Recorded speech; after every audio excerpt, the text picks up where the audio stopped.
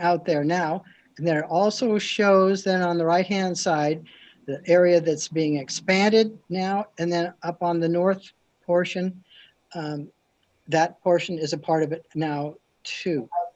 On the left-hand side is the right-hand side, the area that's being expanded now, and then up on the north portion, that portion is a part of it now too. On the left-hand side is the right-hand side, the area that's being expanded now. Hey guys, we're getting some bounce back with the audio. If you guys would mind muting yourselves. Thank you. Okay. So did you hear that introduction, as it were? I guess you can't hear that now. Okay, well, I'll keep going and see how this goes. So on the left-hand side is the master plan that was completed in 2016. And for the most part, all of those elements have been completed, but a few have not. And the issue, Bruce, is the master plan that was completed in 2016. YouTube. It's working fine when, I think, Mary, you have your audio on for the YouTube maybe, but I think it works good now with your microphone muted. Okay, so. Nice. Okay, so what I want to do is walk through each of the elements to show you what was constructed in this first phase. So a key element was the picnic shelter. It's about a 25 by 45 foot open space, if you will. That's heavily used by the community and appreciated by the community. And that's where we had our neighborhood meeting that we both talked about. So I gotta be careful changing this. Also constructed in the first phase was this 14-car parking lot there with the red circle around it. There are 4 ADA parking stalls as a part of that lot. And so it allows people to park off-site, but there's also parking on the road along 47th there.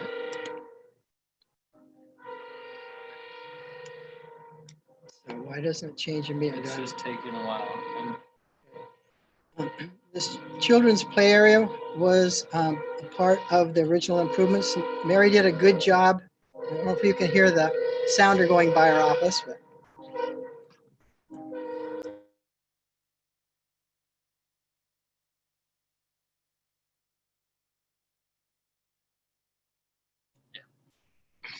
Okay, so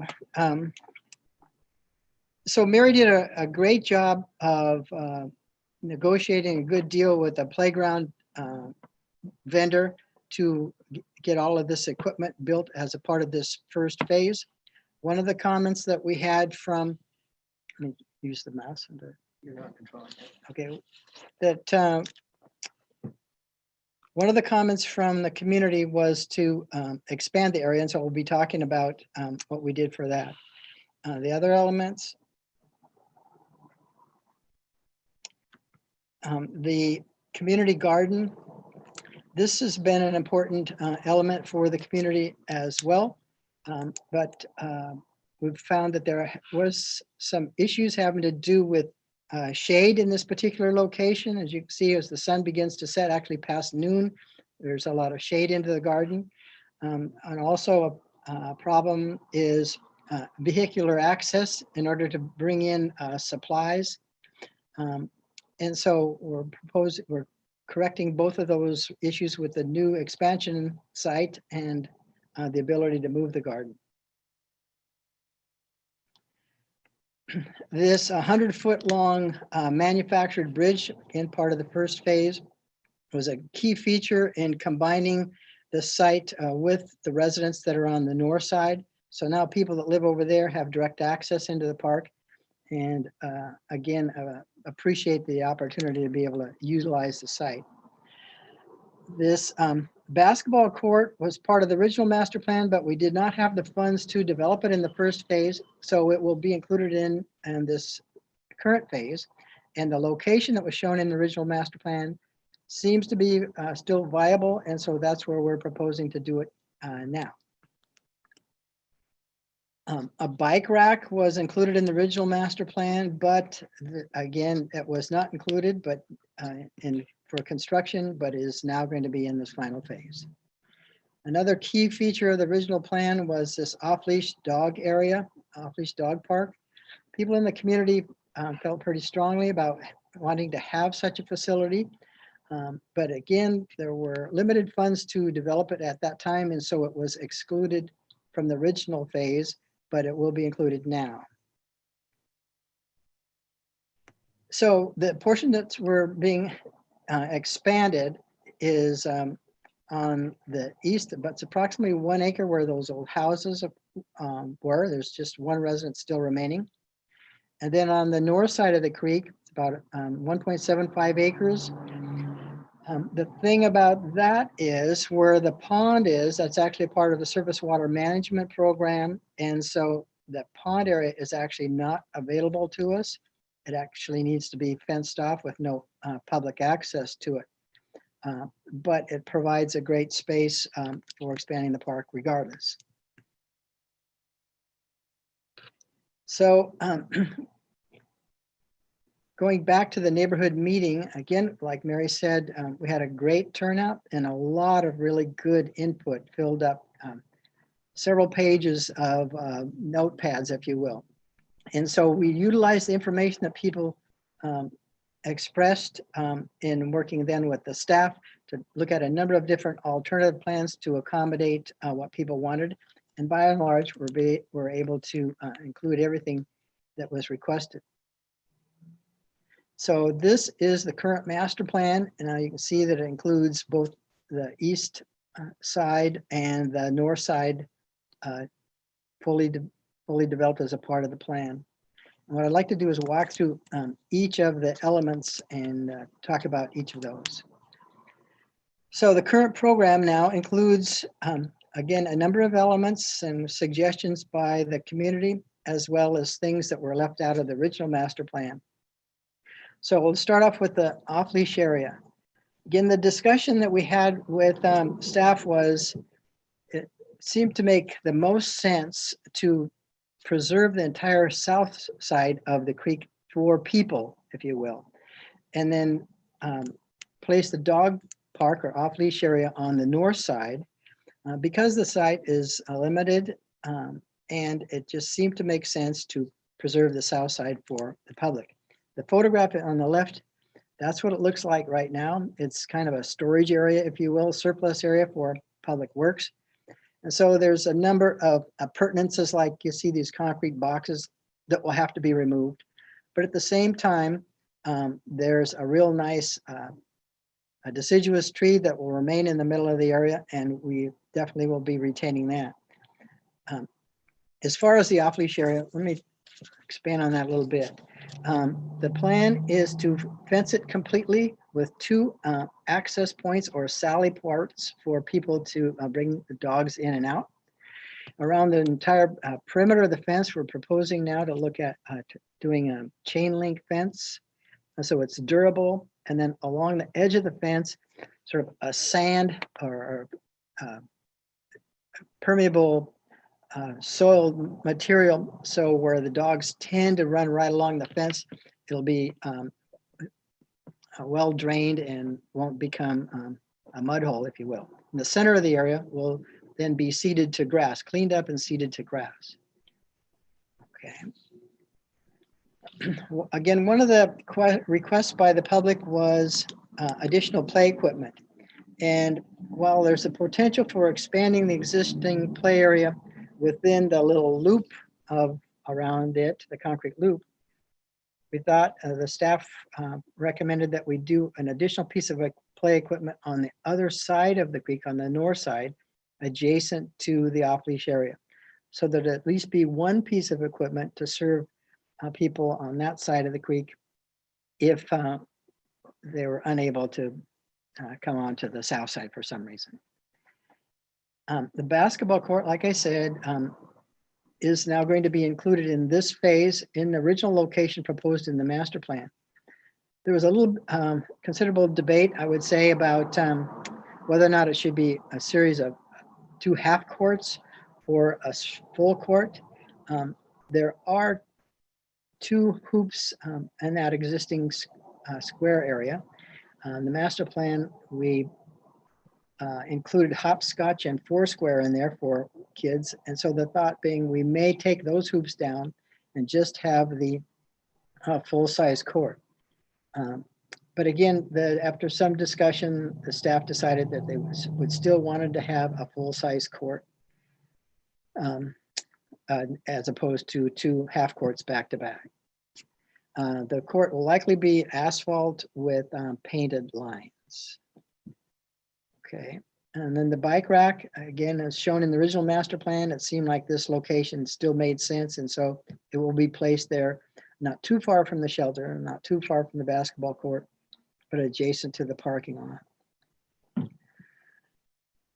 Again, the community garden was a point of discussion with the public in particular.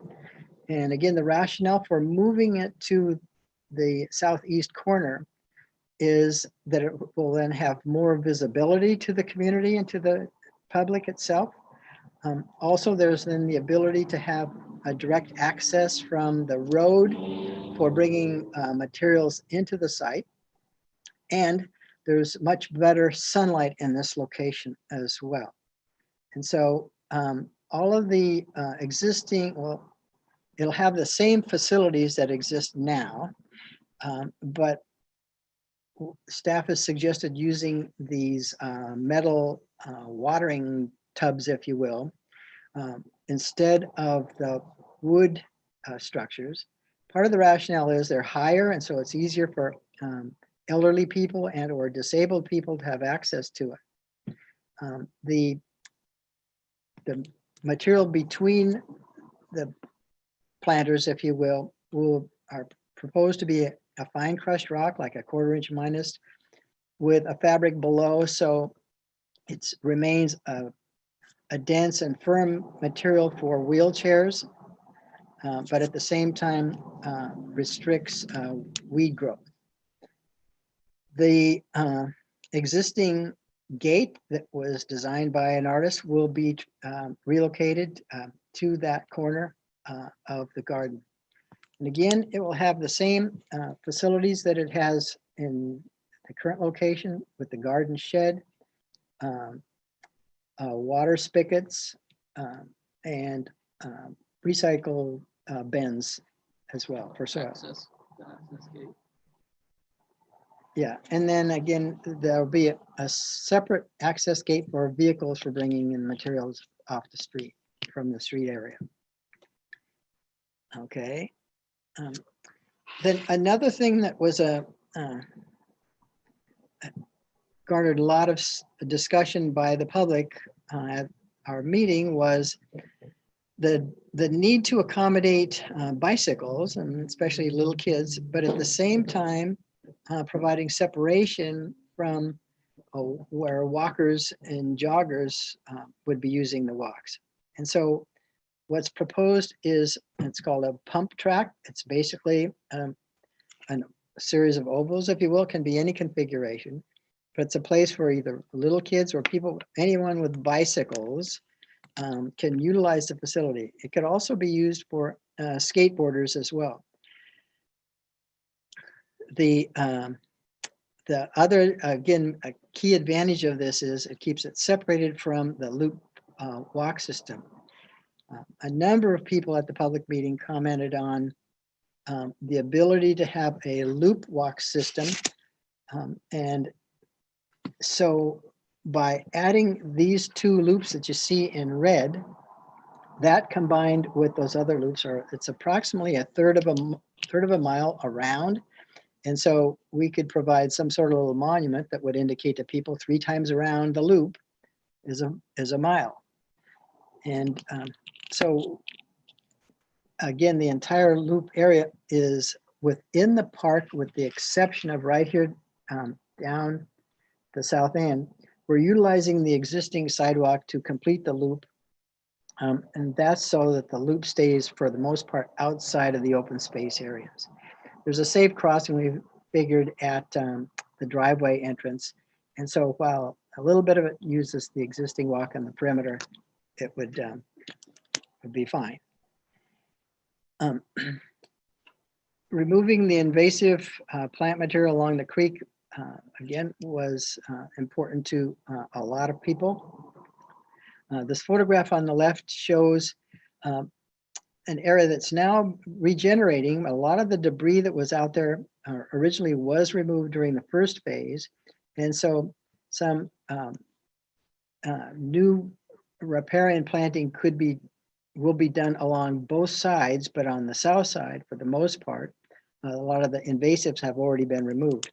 You can see in this photograph on the north side of the creek, there's still a lot of blackberries that would have to be removed.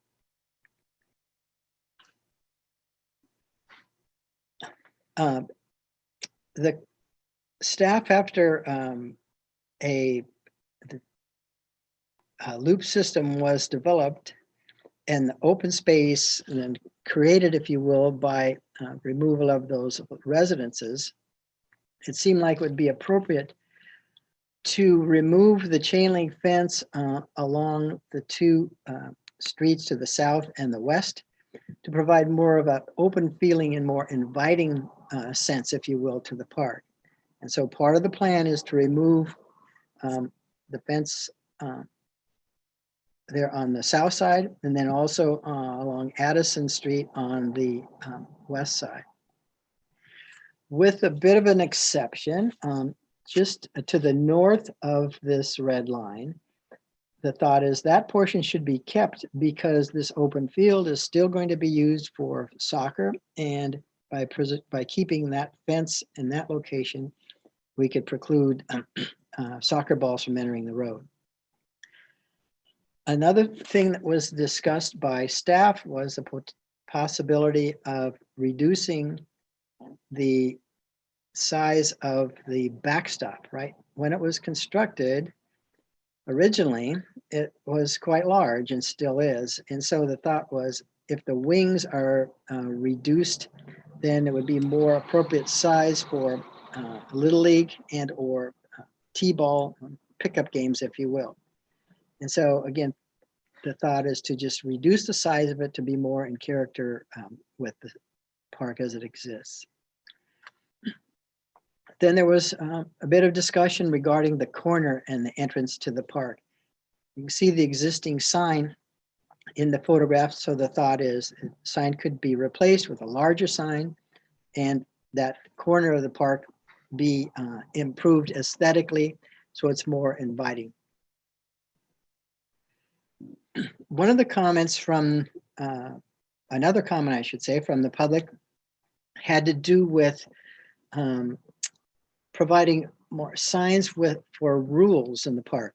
They said there's a certain amount of behavior issues, if you will, but at the same time, people were not reluctant to speak up to people, but it seemed like if there was a set of rules posted, it would be easier for them to,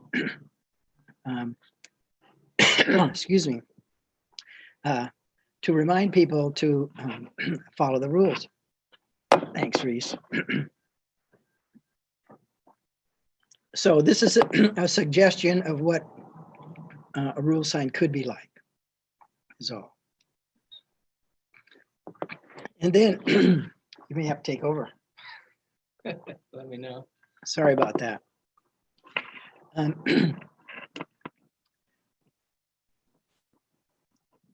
There's some interesting things about the site that we learned as a part of the background investigation from a former owner of the site, and also maps that we gathered and photographs that we gathered.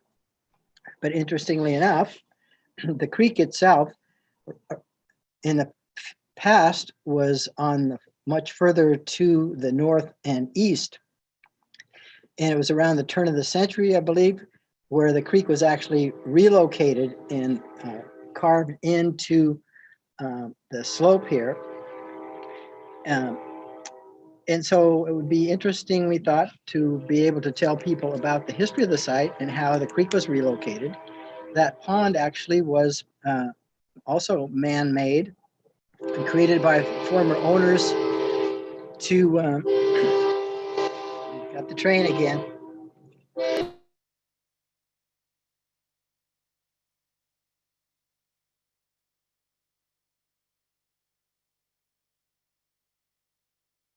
Back in. Excuse me. Anyway, again, we thought it'd be nice to be able to have information about the history of the site, about former owners, and how the site was used in the past before it became a part of the park property. Okay. One of the comments from staff was that the existing vehicular gate at the northwest corner should be replaced, and so that will be a part of the improvements as well. And finally, the thought that the chemical toilet or Santa can should be relocated to an area that's still more centrally located and yet easily accessible for maintenance. And then finally, a requirement of the park improvements by the city is to provide frontage improvements, that's curb, gutter, and sidewalk, and a grass strip along each side of the park. And so that too will be a part of the project. And I understand that City Council is considering actually extending the road further to the north to join with a new improvement further to the north as well. So that may happen in time. But all in all, a key feature of the plan, I would say, is to take advantage of the new open space that's created by this new acquisition. Every time I've been out there, the people out there are just utilizing the available open space that exists now. And like I said, it's very apparent when you go out there that people appreciate this park and are grateful to the city for providing it. So with that, we'll be happy to take any questions that you may have.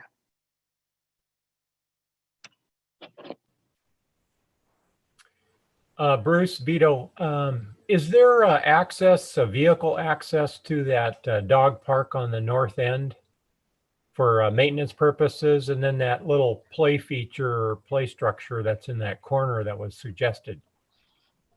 Yes, I go to that.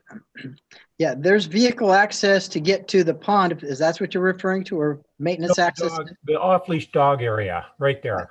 Right. Where your mouse is, yeah. Yeah, there would be access into that for maintenance. Oh, okay. Yeah. The fence would be essentially right along the road, if you will. Okay. There'd be a kind double of a gate there gate for access or right. Gate access off of that road Yes. to get in? Okay. I was not aware that the final landowner had finally agreed to sell the one in the middle. But apparently he has. Yes, the city was, it officially happened, I think Halloween-ish. And the gentleman has 90 days to remove all of his personal belongings and stuff.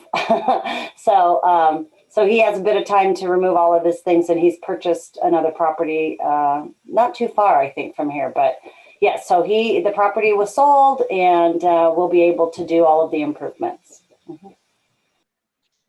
Yeah, Bruce, Reese, Mary, it looks great. I can say I'm really excited about the pump track. I think that's going to be a great addition to the system, and really excited to see that. So thank you.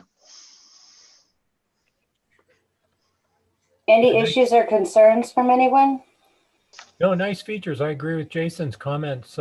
Really good stuff. And I have a grandson that would love that pump track. Mm-hmm. I think it's excellent. Very well done. Yeah, we were really surprised at how many folks talked about that they come to the park and ride their bikes. You know, there's not a lot of sidewalks and things in and around that neighborhood area. So many people said that they, mostly kids, rode their bikes and that they were concerned because there's so many walkers and some joggers, you know, the crossing of that on the path. So I think the pump track will be a nice way of letting the kids have a place to play that then doesn't interact with the walkers. So Mary, this said this was just an update, so I'm assuming you don't need any motion or anything like that? It wouldn't hurt to have a motion of the board if you think that to move forward. Now, we haven't done cost estimates for everything yet, so we do know that curb gutter and sidewalk on those two portions is going to take a bit of our budget.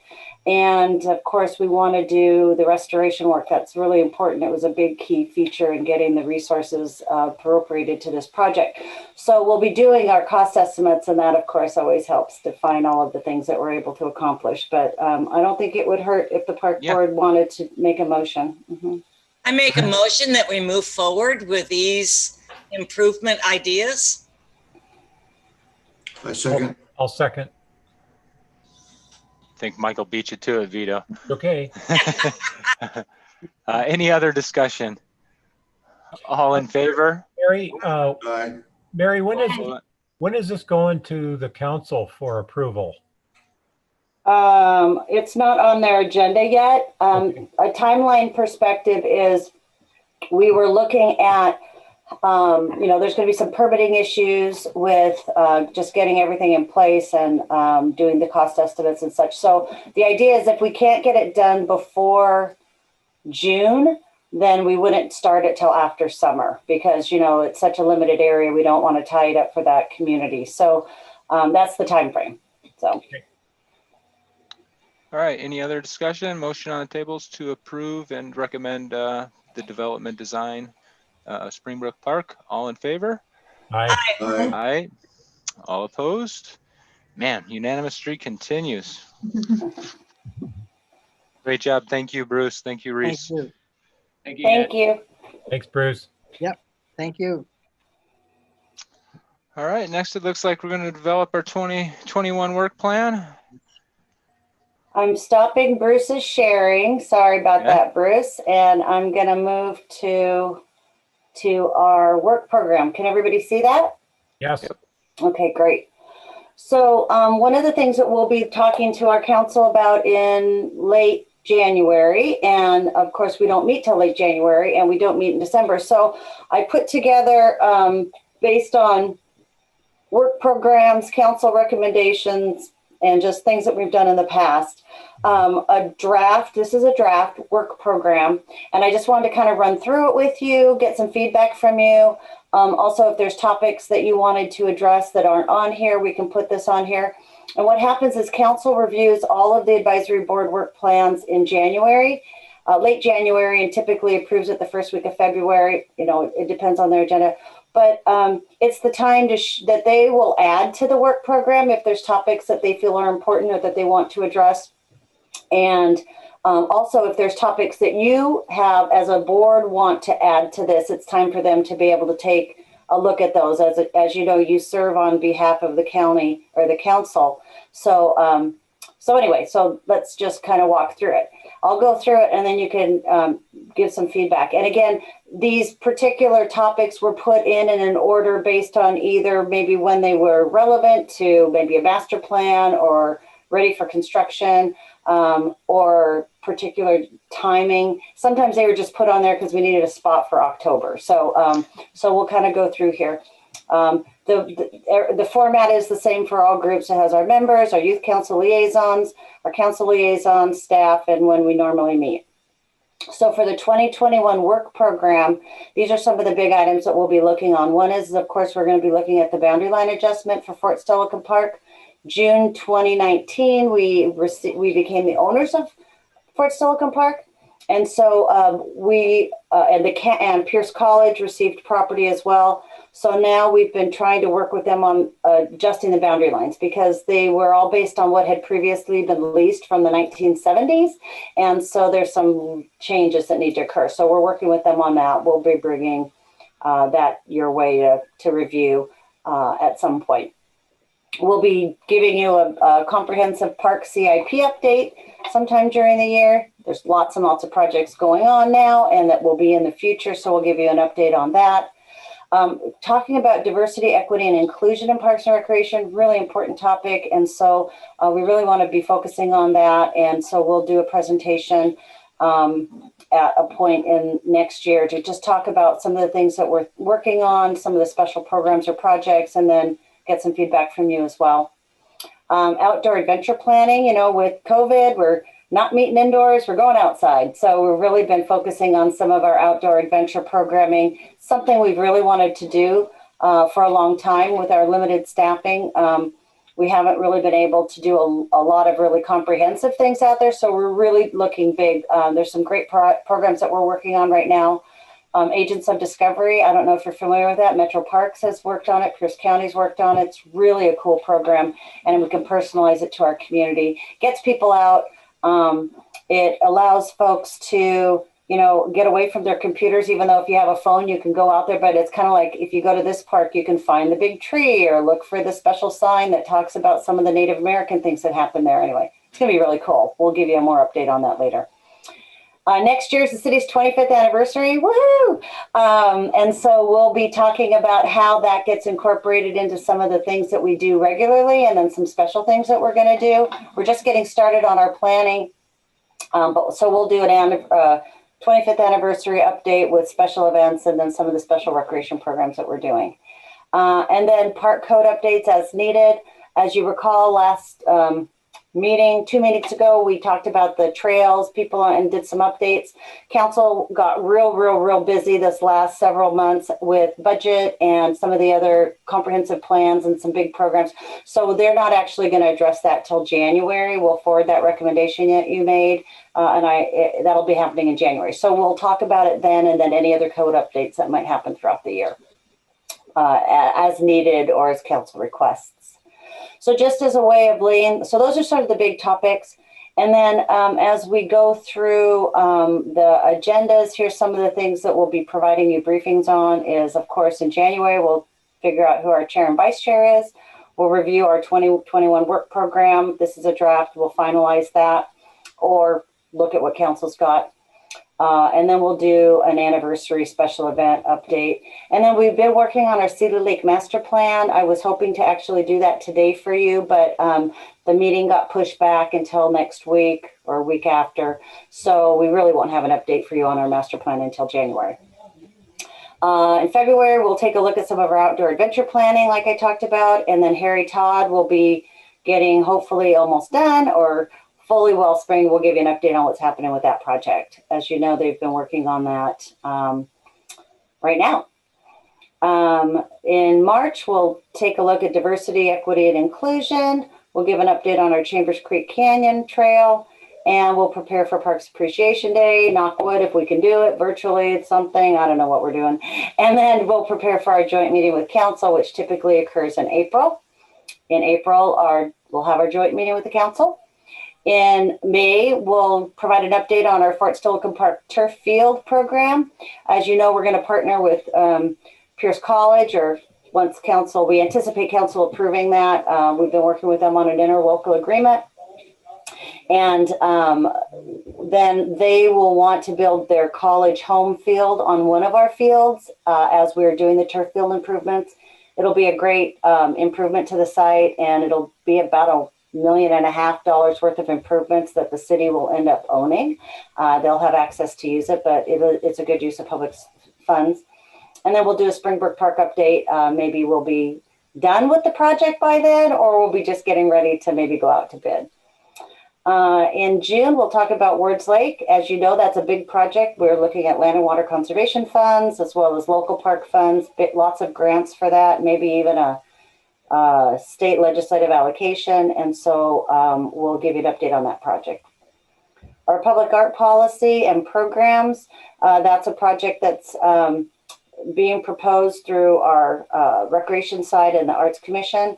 And it's putting together kind of like not just a Band-Aid program, but really a comprehensive public art policy and program and how that can work with the idea of kicking it off in 2022. We don't meet in August typically, unless there's something super critical we need to address. In September, we'll talk a bit more about Edgewater Park, I hope. What we found was when we were getting ready to approve the master plan, which you kind of have a preferred plan that you worked on, a whole bunch of road coming and going and right of way and encroachment. There's a bunch of issues going on, which is really more of a public works engineering issue. But until they get those things sorted out, we're really not going to be making improvements down there. I think we're just going to take out some dangerous trees, actually. But that's not really improving it, just making it safer. Alan had to leave. He sent me a note that said he had to go to another meeting, but I thought it might be good to do another South Sound Wildlife Area update. They've been doing so many crazy and amazing things down there, and then we could just get an update as to where they're at with that. We'll do a year-end review, talk about budget, and then we'll be done. There's 2021. So I do have some special events lined out here. You can see we typically give council a list of those important things. As you can see, January, we're going to be doing a virtual MLK event. It's actually all been filmed except for, I think, the mayor's comments. And that'll be happening. Well, I think they're going to be sharing that January 14th, which is the Thursday before the holiday weekend. And then we'll be able to promote it during that time, but it's going to be a really cool event. February, we'll probably do a virtual 25th anniversary celebration. Our anniversary is at the end of February of Incorporation Day. And so we are working now on doing kind of this art show. It's an art contest. We'll be working with kids from first grade through adults. We'll have different categories and with the theme of 25th anniversary. And I think it's going to be unity, community, the unity piece. And then also we're working with, because of course Sally doesn't do anything by herself, she's brought in all these amazing partners. So we're going to be working with the Sister Cities Association. And so while we're doing our community art contest, we'll call it, they're going to do one with the our sister city in Korea and the ones that provided all the masks for us. And so they're going to have a student art competition, and then we're going to bring them together. It's going to be really cool. So although we haven't really done our official planning for the 25th anniversary, we needed to kind of get started to be ready for and so of course it'll be a virtual event. We were not going to probably be gathering together in February. And then the art, the results of the art will be able to be in a flip book, and we'll talk a little bit about that another day. But it'll be a cool visual way of being able to see it, with the idea if we get down here on the 25th anniversary, if we can do a celebration end of the summer, early fall, then we could display the art. But that would be a good way of showing it. So anyway, we got lots going on there. April's Parks Appreciation Day. Hopefully we'll be able to get out and do some great improvements in the parks. And if not, we'll figure out a way to let people do that safely. June through September, we'll be bringing our farmers market back. I think we're going to move it to Thursdays versus Fridays. And the reason that we're doing that, still do it more afternoon into the evening, and then walk right into the summer concert series. So last year we weren't able to do any entertainment at our farmers market because of COVID and restrictions. So we're excited, hopefully knock wood, about being able to bring concerts in the park back. And at the current farmers market this year, we did our drive-in movies right after the farmers market. People really loved that. They really thought that was cool. So that's our idea for bringing the market back, doing them on Thursdays in the late afternoon, evening, and then going right into a concert at the park. So you can get your lunch and your dinner, or not your lunch, but you get your dinner and then go right to the park. So we're hopefully doing that. We're looking at, last year or this year, we really were planning to do some super cool night markets. We've been to several night markets and people went on and on about them. We're like, that's nothing compared to what we were going to do. And ours were going to be super cool out on the Colonial Plaza. So we weren't able to do that this year. So our idea is bringing that back. And with all that we have going on, we may be doing them once or twice a month, and really looking at maybe like a Saturday night event so people can get out and come downtown and do some cool things there. So that's sort of what we're working on now. We're going to do drive-in movies, sold out like that. People were excited about them. We did them out on the fields at Fort Steilacoom. Typically there are 160 cars per movie, and they sold out just blink in a second. It was like $10. It was super cheap and easy for people to do. So if we move them to the field, besides the baseball field. If we move them off the baseball field, then we can maybe get a few more people out there, but we do worry about them being in the prairie during the summer. So we're going to work all that out. But anyway, we're going to do a series, and they're kind of expensive to do. So we're already got several sponsors for the first 3, I think. And so the idea is to do 6 to 8 next summer. Summerfest, cross your fingers, knock wood. We're going to attempt to do Summerfest next year if the gods and the governor allow us. And, but we're going to break it up into like 3 days so that we can, 50,000 people are not going to be able to gather at Fort Silicon Park on a Saturday. So we know that. So the idea is to break it up into mini events throughout the park to kind of feature areas and be able to separate folks and to, if you're super interested in a car show, then that might be on one day. If you're really interested in an international festival, that'll be on another day in another area. So we're going to do our best to continue that history and that tradition for folks, but we're just going to have to do it differently like we do everything now. Again, Truck and Tractor Day and our holiday tree lighting and holiday parade. That'll be happening at the end of the year, and we don't know what those are going to look like because we don't know what life's going to be like in October, but maybe it'll be somewhat back to normal. Maybe it'll be modified, but just know that from March, let's start in January. From January through now, we've been as innovative, as nimble, as responsive, as reactive, and as creative as we can be to just keep our community engaged and to keep people using the parks and able to be healthy and happy. And so we're going to continue to do that and do the best we can. So does anybody have anything that's missing that you wanted to see included that I missed or that you want us to pursue some information on? I'd be happy to take your feedback. Mary, I think it looks great. All things considered with COVID, you guys still have a packed schedule and continue to deliver for the community. So thank you and your staff for your continued efforts. Creativity has been awesome. And yeah, you helped us get through some Fridays with the farmers market this year and some of the other things. So just thank you.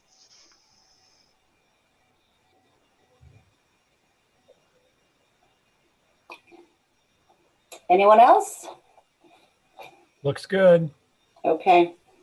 If we hear anything from council, it may look very similar to this. It may have a little bit more detail in it by the time we get together at the end of January next time. So we'll be bringing this back at our first meeting just as we prepare for whenever it gets put on the council agenda. Great. Thank you. Sounds good to me. Okay, great. Thank you, Councilmember Farmer. All right. And got a little director's report for us now, or you got here all we go with that? I have it, but I think I have to click this button, then I'll do it. Okay. Can you see it? Yes, indeed. Okay. So I'm writing notes because remember I'm Nikki too. Okay. So this is just our November, my November director's report for you. So we've talked a little bit about some of the park projects. They're continuing to move forward. Springbrook Park expansion, we had our master plan update tonight, so you're up on that. Gateways, we've been waiting for permitting so that we have 2 gateways. One, if you've been down the freeway, these 2 traffic islands, circles one will be down by Berkeley and Camp Murray side. One will be over at the Woodbrook Industrial Park side. So those will be, gateways like we've done in the past, a little bit different just because of the location and the size, but primarily the same. Chambers Creek Trail, we talked a little bit about that last time. We're moving forward with phase 1, hopefully starting construction early next year. And that is basically the Phillips Road across the bridge to Kobayashi Park. We've been having a heck of a time trying to figure out how to align from one end to the other. And so we've been working on the north side of the park, which is UP, the south side of the park, which is City of Lakewood. We've been talking to homeowners and different groups to see about utilizing bits and pieces of their land so that we can more efficiently get from one end to the other. If we can go where a lot more of it was going to be on the UP side, but with their topography and water and some other things. We may move part of it to the south side. If all the gods align up, we can save about $1 million, which is good. So we're still negotiating and discussing whether phase 2 can happen within the timeline that we need and the cost based on grants that we have. And I say we, being Pierce County, because they own the property and they're the keepers of the grants, but we're all contributing. But phase 1 should be starting. Harry Todd's doing construction right now. We're trying to work on some issues with the walkways and, weather is coming in. So we're working on that, but that's moving forward. Angle Lane, we opened the parking lot last weekend. And so that's great to relieve a little bit of the stuff on the end of Elwood. And then the pathway, of course, is paved.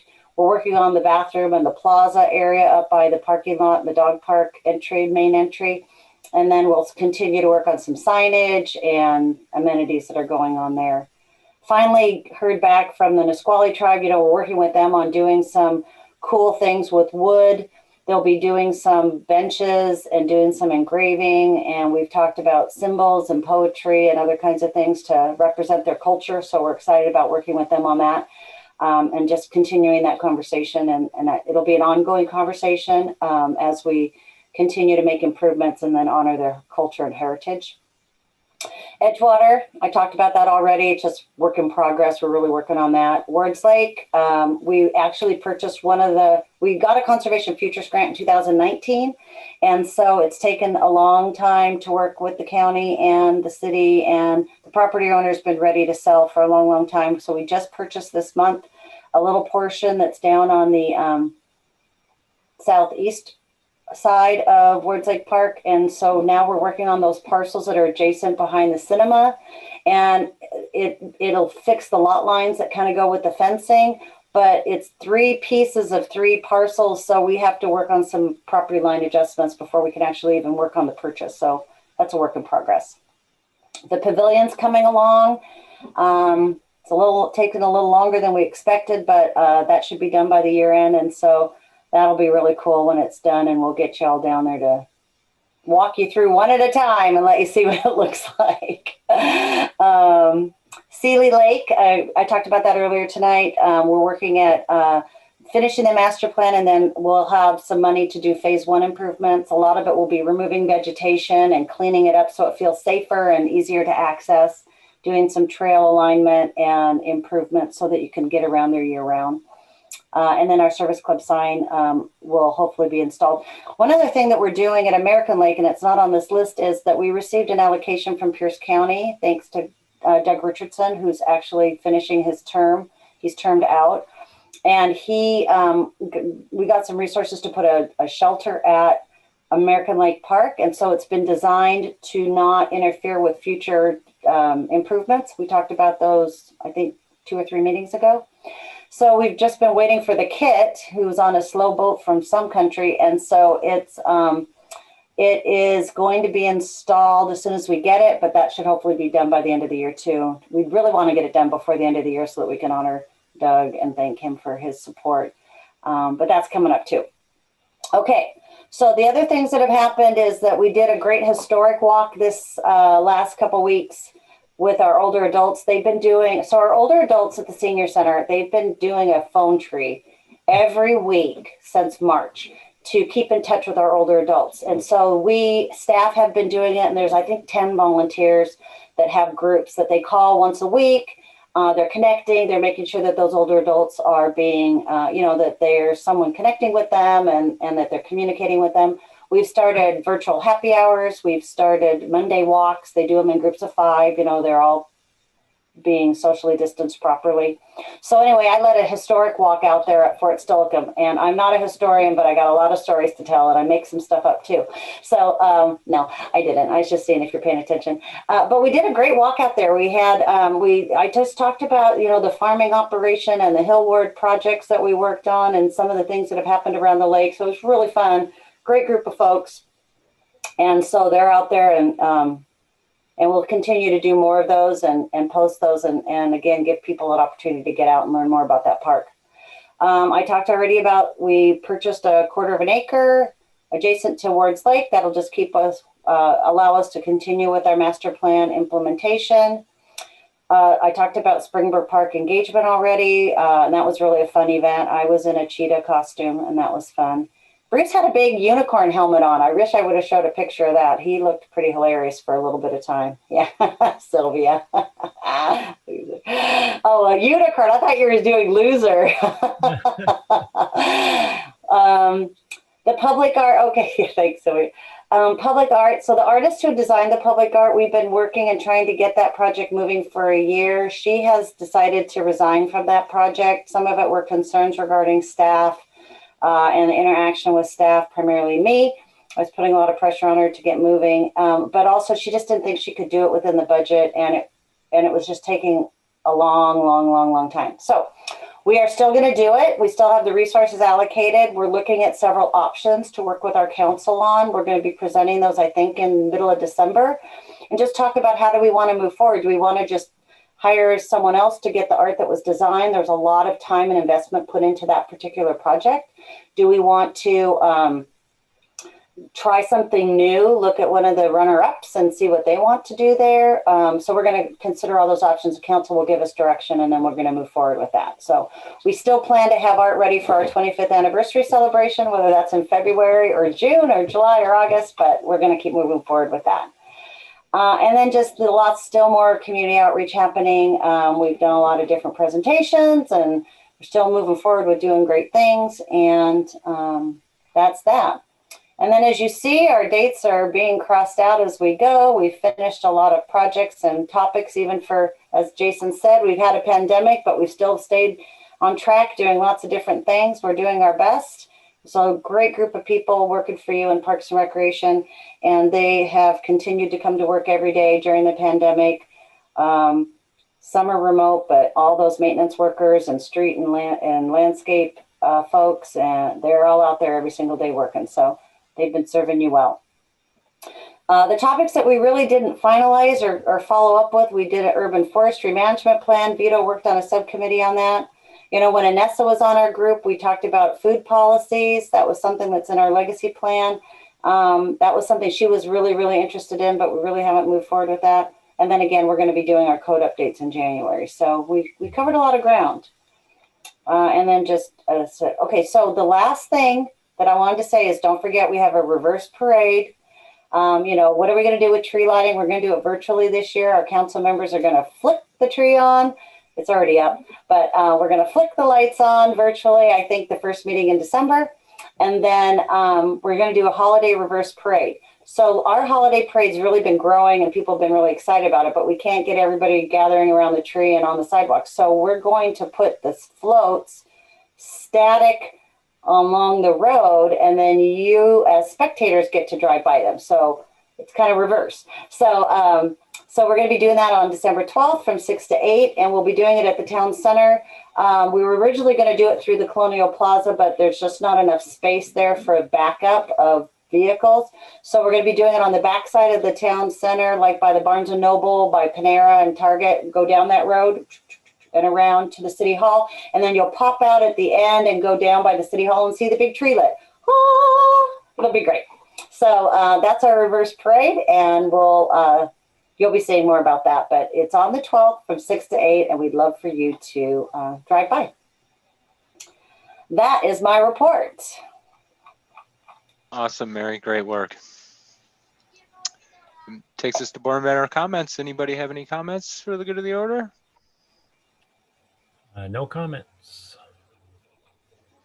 You stunned us, Mary. You left us speechless. All right. Well, with that being said, our next meeting will be January 26th at 5:30, most likely virtually, because I don't think we'll be meeting at that point. So. Nope, we probably won't be meeting. The City Hall's probably not going to open up till February, end of February. So okay. If the City Hall's not open, we're not meeting. Right. Gotcha. Well, with that said, happy Thanksgiving, y'all. Happy holidays, and thanks for another great year. Thank you so Do we much. need to Happy officially? Thanksgiving. Yep, Thank you. Do we need to take a? Do you usually take a motion, or you just adjourn? I don't know. Yeah, how it no, works. we take a motion to adjourn. I so move. Sylvia Second. for a first, and Susan, all in favor? Aye. Bye. Aye. All opposed? Hearing none. Thank you all. Great meeting. Great. All right, great everybody, meeting have a you. well and a healthy and a happy holiday, and You we'll catch up with too. you soon. Back at ya. Yep. Bye, everybody. Bye. Be well. Bye. Bye.